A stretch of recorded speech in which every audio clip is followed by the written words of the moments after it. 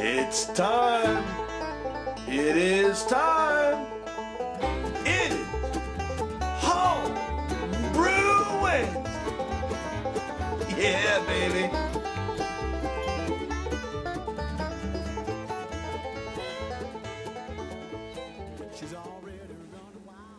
What am I doing for Homebrew Wednesday today? Well, I did a whole bunch of transferring of beers yesterday. I transferred over my Dropkick Nate off of the dry hops and into secondary so that it can start to clean up.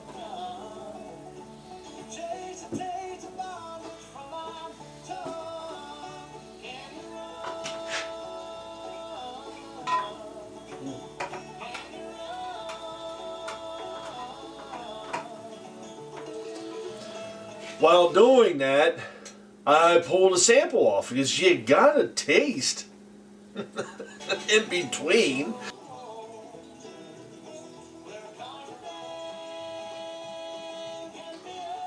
Oh wow, yeah, that pretty much finished out at 1.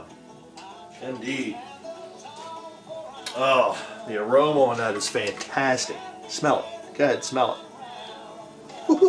I wanted to use my IPA glass so I could really get the aromas off of that beer. And yeah, that is the perfect glass for that sort of thing. Oh.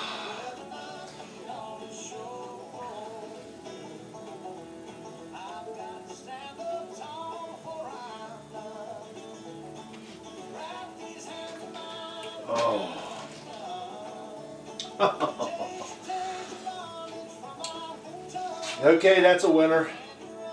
Wow. The taste on this beer was phenomenal. The aroma and the flavor working out together was just, it was really good. I am so glad that I had the opportunity to make this beer. And I will be making it again in the future. That you can be assured of.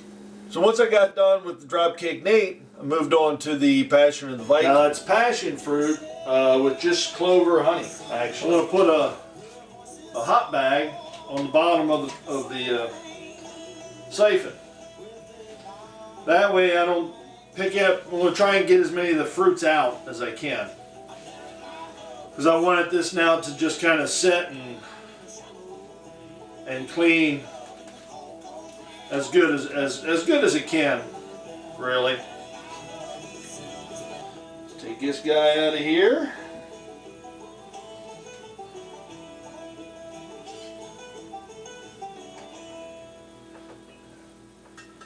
Now this is, oh yeah. This has been sitting for three and a half months on the fruit. So, yeah. Should be interesting. So I really like the color of this mead.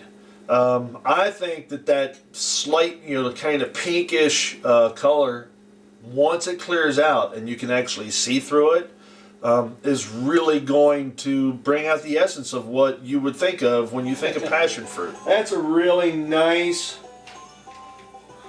light pink color. Wow, this looks like it's pretty far down. Wow. We're way under 1. It does have that pineapple and berry nose to it. It should be super dry. The gravity reading on this one was extremely low. I was really surprised. I think the original gravity was 1066 and this one finished out at 0.996. So we were under 1, a good ways under 1. And as it sits in the secondary, it'll probably drop out even further. I just don't think I want it to go completely dry. I want to leave a little bit of sweetness. This is the beer that I decided on the spur of the moment to brew on Saturday, the Party Gal Pumpkin Ale. The pumpkin ale part is over there. So the mashed pumpkin second runnings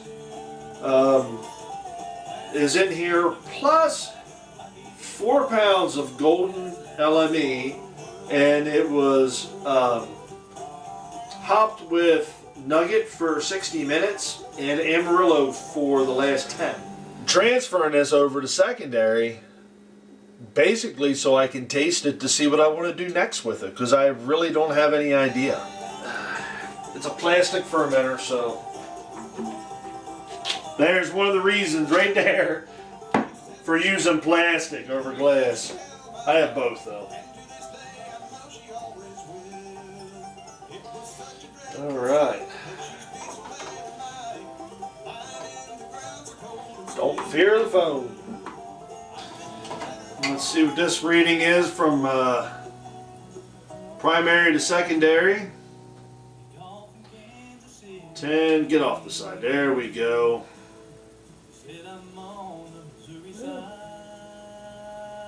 1.012. Let's see what kind of pumpkin followed through.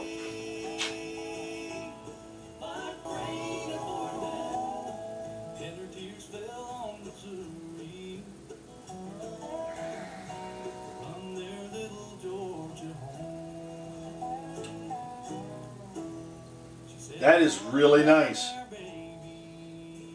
I'm not really picking up much of the pumpkin at all, but it is a very full body beer, and I'm thinking that that is what the pumpkin brought to this party.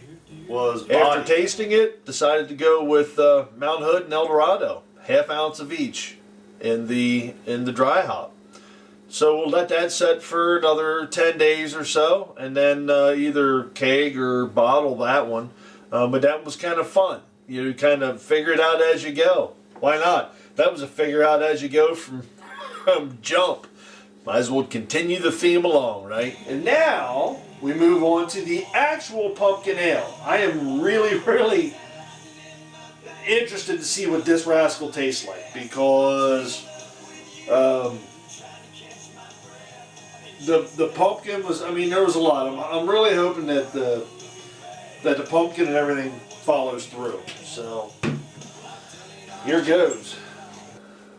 This pumpkin beer that I transfer next is a bit of an experimental beer. It's a takeoff of my original recipe, as I stated last week. And I did the pumpkin portion of it just a little bit differently.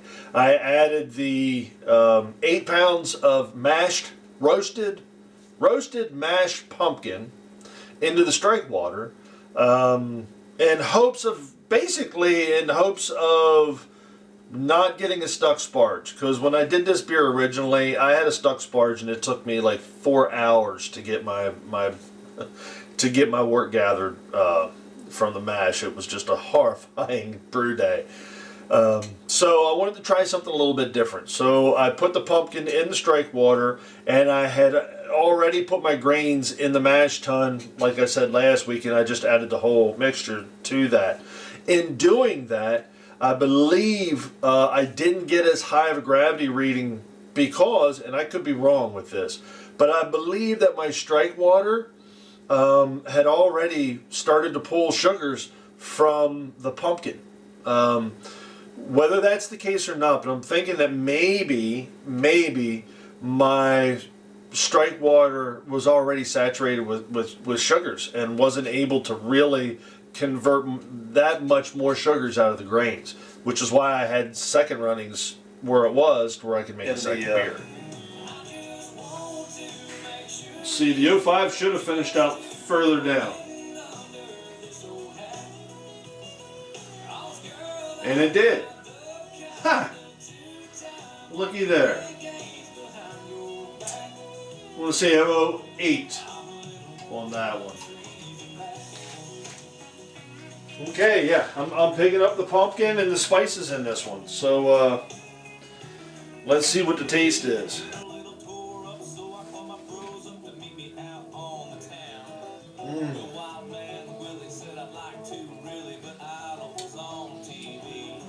But I'm definitely getting the pumpkin.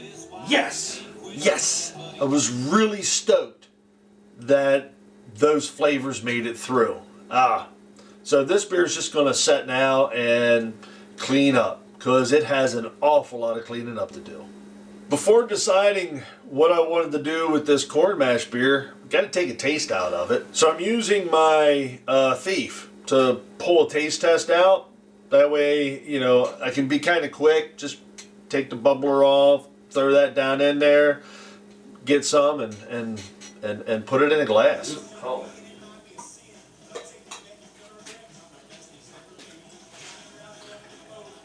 Yeah, I really like that color.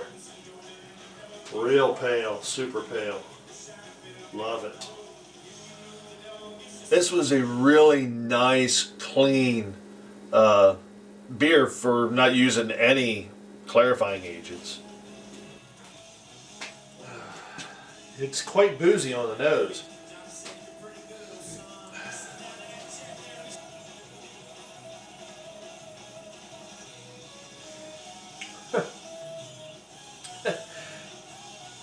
I'll just say it like it is. This is a very easy drinking, unassuming beer. It's very, actually it's like medium bodied. There's no like crazy flavors that are taken off on it. This can be a real nice session beer. So here it is the next day. I didn't get any footage on actually brewing up the blueberry mellow, but here it sits amongst all the other stuff that we did yesterday. The Passion of the Viking mellow or mead, sitting there secondary, just gonna clean up a little bit more so it cleans out real nice. This. Here is the blueberry mellow, and it's fermenting away, so super cool. What I did with this one this time was the blueberries, they're frozen blueberries, and I just kind of chunked them in the food processor to not really puree them up, but to really just kind of break them, you know, a little bit. Most of them were actually just cut in half, which is really what I wanted to do. I wanted to expose the inside of the blueberry to get as much blueberry flavor. I want as much blueberry flavor as I can possibly get in this beer. The other thing that I did differently with this one is I really didn't heat my water up. All I did was I brought the temperature up just enough to make it easy for the honey to dissolve. That was all I did. Then you move on to, this is the dry hopping party gal of the pumpkin ale. And the pumpkin ale. Now Dropkick Nate and the Dropkick Nate and the cream and the corn mash beer is still over there. So I'm going to go ahead and put my cardboard covers on. Since this guy is actually in primary and doing its yeah, I'm putting a sweatshirt on him.